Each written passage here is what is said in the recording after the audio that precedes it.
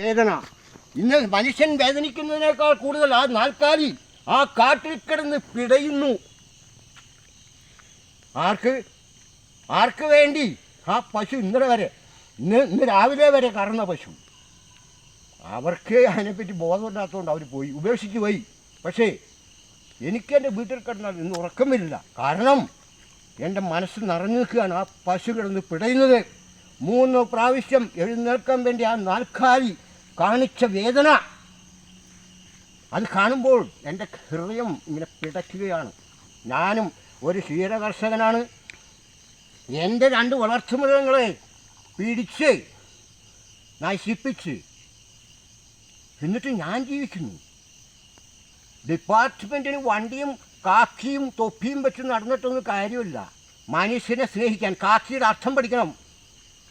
കാക്കിയുടെ അർത്ഥം പഠിക്കണം. സേവനം എന്നതാണ് അതിൻ്റെ അർത്ഥം. ഇവിടുത്തെ എന്ത് ഡിപ്പാർട്ട്മെൻറ്റാ? ആരെ കാണിക്കാനാ?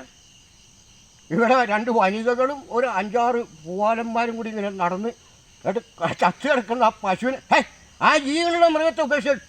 ഇത് ഫോറസ്റ്റ് അല്ല, ഇത് ബീനാറ്റി എസ്റ്റേറ്റാണ്. ഈ എസ്റ്റേറ്റിൽ ജീവിക്കുന്നത്, ഈ പരിസരത്ത് ജീവിക്കുന്ന ജനങ്ങൾക്ക് ഇവിടെ ജീവിക്കണ്ടേ? വന്യമൃഗങ്ങളെ സംരക്ഷിച്ചോ? ആ പാവപ്പെട്ട നാൽക്കാലിയെ കടുവയ്ക്ക് ഭക്ഷിക്കാൻ വേണ്ടി ഉപേക്ഷിച്ചു പോയ ഡിപ്പാർട്ട്മെൻറ്റ്, ആ ഫോറസ്റ്റ് എന്താ ഈ ഫോറസ്റ്റിൻ്റെ ലക്ഷ്യം? വനത്തെ സംരക്ഷിക്കുക, വന്യമൃഗങ്ങളെ സംരക്ഷിച്ചോട്ടെ. പക്ഷേ മനുഷ്യനെ കടുവയ്ക്ക് ഭക്ഷിക്കാൻ കൊടുത്തുകൊണ്ട് ഇവിടുത്തെ ഒരു വനം വകുപ്പും, എന്തിനാ വനം വകുപ്പ്?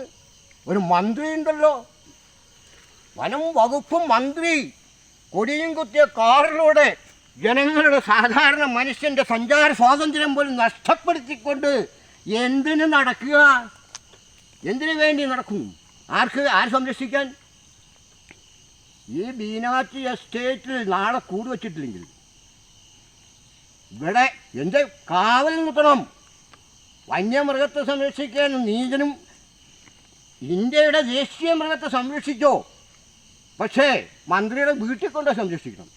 അല്ലെങ്കിൽ മന്ത്രി നാൽക്കാലികളെയോ ആടുകളെയോ കോഴീനെയൊക്കെ വളർത്തി കൊടുത്ത് പോച്ച് ഇവിടുത്തെ പാവപ്പെട്ടവൻ്റെ ചോരയല്ല കടുവയ്ക്ക് കൊടുക്കേണ്ടത്.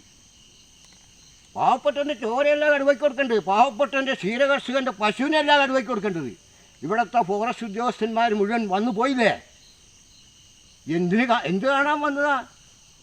അല്ല, എന്ത് കാണാൻ വേണ്ടി അവർ വന്നു? എനിക്ക് ഉറക്കെ ചോദിക്കാം. ഞാൻ ഈ സമീപപ്രദേശിരിക്കുക, എൻ്റെ 2 പശുക്കളെയും പിടിച്ചതാ. എന്നിട്ട് കടുവയെ സംരക്ഷിക്കുന്നത്, കടുവയെക്കൊണ്ട് സംരക്ഷിച്ചോ, ദേശീയ മൃഗം സംരക്ഷിക്കണം.